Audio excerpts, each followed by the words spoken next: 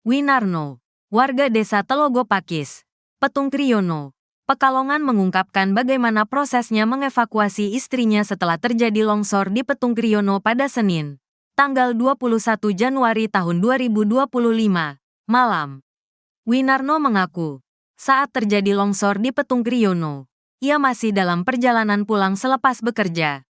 Lalu di tengah perjalanan pulang ia mendapat kabar dari temannya soal istrinya yang menjadi korban longsor Petung Kriyono. Winarno pun langsung menghubungi keluarganya yang berada di rumah untuk mengonfirmasi kabar tersebut. Dan ternyata benar istrinya menjadi korban.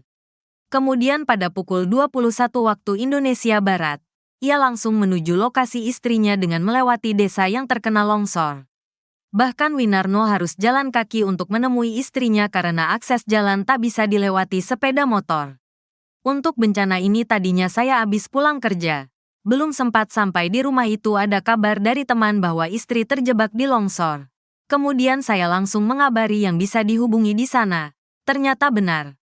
Pada waktu itu saya ke sana itu kurang lebih jam 9 malam. Menemui istri saya. Karena di sana juga banyak korban juga yang bisa dihubungi.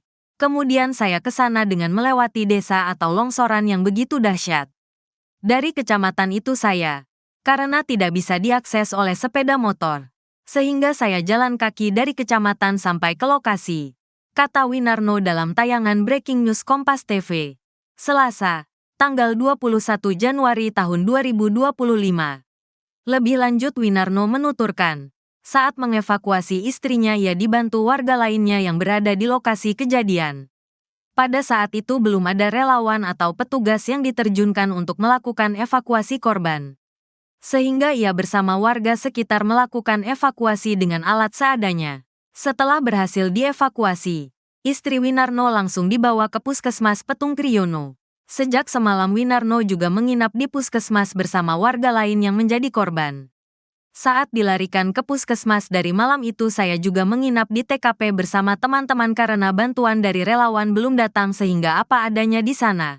Ada teman di sana tak suruh menandu untuk ikut mengevakuasi istri saya. Juga ada korban yang meninggal di sana. Dievakuasi warga di situ, terang Winarno. Winarno menambahkan, kini kondisi istrinya masih lemas dan belum bisa menggerakkan tubuhnya. Selain istrinya ada juga korban lain yang mengalami luka-luka dan memar akibat terbawa longsoran. Meski demikian Winarno tetap bersyukur istrinya bisa selamat dari bencana longsor ini. Saat ini kondisinya masih lemas dan tidak bisa digerakkan juga. Tubuh, banyak yang luka-luka juga dan memar karena terbawa oleh longsor tadi malam. Alhamdulillah masih bisa selamat, imbuh Winarno. Tim SAR hingga saat ini masih melakukan pencarian terhadap para korban longsor yang melanda yang terjadi di Kecamatan Petung Kriyono, Kabupaten Pekalongan, Jawa Tengah pada Selasa 21 Januari. Berdasarkan informasi terakhir, korban tewas tercatat mencapai 17 orang. Adapun bencana ini disebabkan hujan intensitas tinggi yang melanda Pekalongan sejak Senin kemarin. Selengkapnya akan disampaikan oleh jurnalis Tribun Jateng Indra Dwi Purnomo. Selamat sore Indra, bagaimana laporan terkini dari peristiwa banjir dan juga longsor di Pekalongan? Ya, selamat sore Siska. Sebelumnya innalillahi wa inna ilaihi raji'un, turut berduka cita atas adanya korban jiwa yang melanda di Kabupaten Pekalongan atas terkait bencana alam yang terjadi di wilayah Kecamatan Petung Kriyono, Kabupaten Pekalongan. Ya, Siska, bisa dilaporkan untuk saat ini data sementara sekitar pukul 15.45, data korban meninggal dunia ada 17 meninggal dunia dan 9 orang dinyatakan hilang. Dan saat ini petugas gabungan dan tim SAR saat ini masih berhenti dulu untuk melakukan pencarian di lokasi Desa Kasimpar yang tepatnya titik terbanyak longsor di wilayah tersebut, dikarenakan cuaca di lokasi kejadian saat ini masih hujan dan diselimuti oleh kabut yang sangat tebal. Itu, Siska. Baik, lalu bagaimana kendala yang ditemui oleh petugas di lokasi kejadian terkait dengan proses pencarian ini? Iya, Siska, untuk kendala memang sangat banyak. Di Petung Kriyono sendiri memang adalah daerah di pegunungan, tepatnya di selatan Kabupaten Pekalongan. Dan untuk menuju lokasi ke sana bisa melewati di daerah Kecamatan Ndoro, akan tetapi di wilayah tersebut ada jembatan putus sehingga harus memutar balik menuju ke desa Kangsumpar melalui Kali Bening atau Banjarnegara di daerah Wanoyarsa. Dan perjalanan ketika dari Kajen ke Kali Bening sekitar 3 jam apabila dalam kondisi cuaca baik ataupun dengan kondisi jalan yang mulus. Begitu, Siska. Baik, Indra, apakah para korban ini merupakan warga desa setempat atau mungkin warga dari lain wilayah?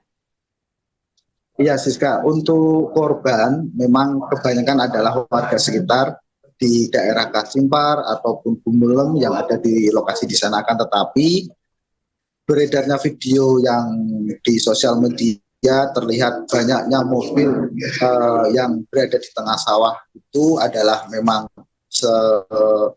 berdasarkan keterangan adalah pengunjung wisata yang sedang berkunjung di Petung Kriono. Akan tetapi pada Senin kemarin hujan lebat disertai dengan angin itu menghantam dan memporak-porandakan wilayah Kecamatan Petung Kriono. Kemudian Siska bisa dilaporkan bahwa kejadian longsor ini tidak hanya sekali, akan tetapi beberapa tahun yang lalu juga sudah pernah terjadi, dan tahun ini adalah yang paling parah di wilayah Petung Kriono. Banyak akses yang sangat hilang seperti jembatan, lalu longsor di beberapa titik sehingga menghambat aktivitas atau menghambat para tim SAR gabungan yang akan melakukan dan membantu mencari korban yang masih tertimbun di longsoran. Begitu, Siska. Baik, Indra, berarti lokasi longsor merupakan daerah objek wisata, seperti itu, Indra? Ya, bisa dipastikan bahwa Petung Kriono memang bisa dikenal sebagai desa wisata dengan keindahan alamnya yang begitu indah, bahkan hutan lindungnya pun juga masih banyak.